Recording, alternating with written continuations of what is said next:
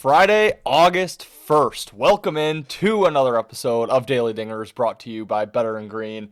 Guys, we have flipped the calendar. July is done. In my opinion, the worst sports month of the year. It's over. We're into August. We had our first football game yesterday. Football is on the horizon. All the other sports, basketball, hockey, to follow. MLB in full swing. Great month. Really always look forward to August. So happy that we're here. Also happy that MLB in July is over. Mentioned fairly early on in July, right around the All-Star break, that July is always tough for me leading into the All-Star break, leading out of the All-Star break the first couple weeks, and it was no different this year. Monthly recap, it wasn't great. 21, 29, and 1, minus 10.75 units. So we gave back our really good June. We're still up if you take June, July combined.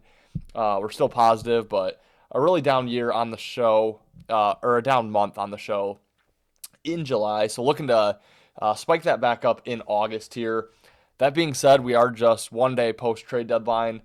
I'm going to tread with caution this weekend yet again, because I think that is just a little bit random. You really got to check players' availability, who's in, who's out. And I always like to just see how teams mesh with new additions and subtractions, If teams get rid of a bunch of players that were great locker room guys, sometimes they can lose the locker room for the rest of the year. If they bring in guys that weren't great locker room guys that can mess with the chemistry on that team, and that can take some time to gel. So just kind of a cautious approach leading forward here. But a loaded slate for Friday. We found 3 plays that we like. Not sure if we'll end up playing anything today, but we'll kind of see how the day goes, see if we release anything. Follow me on X at eBainbridge26 for all my official plays over there. As always, guys, please hit the subscribe button, hit the like button, leave me a comment down below. Let's get right into the plays here.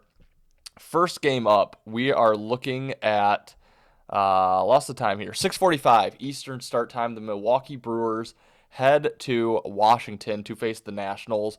The Brewers minus 155 road favorites, plus 125, 130 on the Nationals. We don't like to lay big prices typically in the MLB, but we're looking at the Brewers in this game. I think it sets up nicely for them. They ended July on a 6-game homestand. They just went 3-3, lost their final game to the Cubs, who they're fighting for the series or for the division. They won that series 2-1, but they did drop the finale. They have a day off now between travel going to Washington for the start of a 6-game road trip that features 3 against the Nationals, 3 against the Braves. In that tight race with the Cubs, this is a very winnable road trip for the Brewers, and I think they come in very focused to this Washington game. Meanwhile, you have the Nationals, who they were just on the road for 6 games. Took 2 out of 3 against the Twins. Took just 1 out of 3 against the Astros. But 3-3 on a road trip for a team that's 20 games below 500, that's pretty good. Now they get to come home. Not saying they feel great about themselves, but they lost a few pieces yesterday during the trade deadline. Just not really sure how they're going to react. The Brewers are in full-fledged playoff push mode, trying to put some space between them and the Cubs for that division. And really like the spot here for the Brewers. I think minus 155 is fair. I wouldn't let that tick up too much further if you are looking to play it.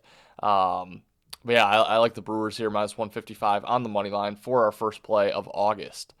Second play up, we are going to 9:38 Eastern start time here. The Chicago White Sox head to Los Angeles to face the Angels. Angels right around minus 135, 140. Home favorites, plus 115 coming back on the Sox. I like the dog a lot in this series. And kind of similar to post All-Star break, I'm looking to play on these teams that are not going to make the playoffs, but just have a lot of young guys playing for jobs, playing to get their play on tape. And the White Sox definitely qualifies as one of those teams. So they're off a 6-game homestand where they went 3-3. Took 1 out of 3 against the Cubs, took 2 out of 3 against the Phillies. So, I think that's a successful homestand for the White Sox, taking 3 against the Cubs and the Phillies combined. Now they head to the West Coast for a 6-game road trip, 3 against the Angels, 3 against the Mariners.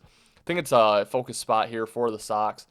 Meanwhile, the Angels still technically well alive in that division race. As I mentioned frequently, that's a very close division. They're off 7 straight divisional games where they took 2 out of 4 against the Mariners, took 2 out of 3 against the Rangers, and now they get to stay home for this one against the Sox. Both of those divisional series were at home as well. So, and they get to stay home after this one as well against Tampa. So I think they really settle into their spot here. I think they're definitely very focused on those first 2 divisional series. I think it's a bad spot against the White Sox in this game.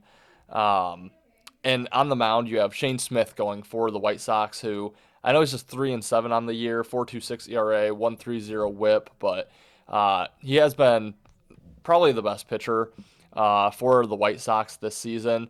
Going for the Angels, you have Tyler Anderson, just 2-6, a 4.41 ERA, 1.41 WHIP. Slight edge there to the White Sox starter in Smith, in my opinion. Like the spot for the Sox. I think it's a flat spot for the Angels. Give me the White Sox plus 115 for our second play.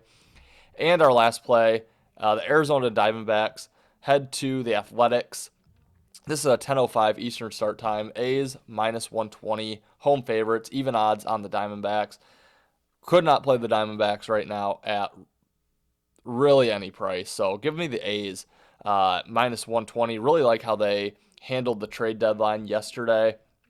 The A's are coming off of a homestand where they beat the Mariners 2-1. They had the day off in between the trade deadline. Now they host the Diamondbacks, who are just in complete shambles.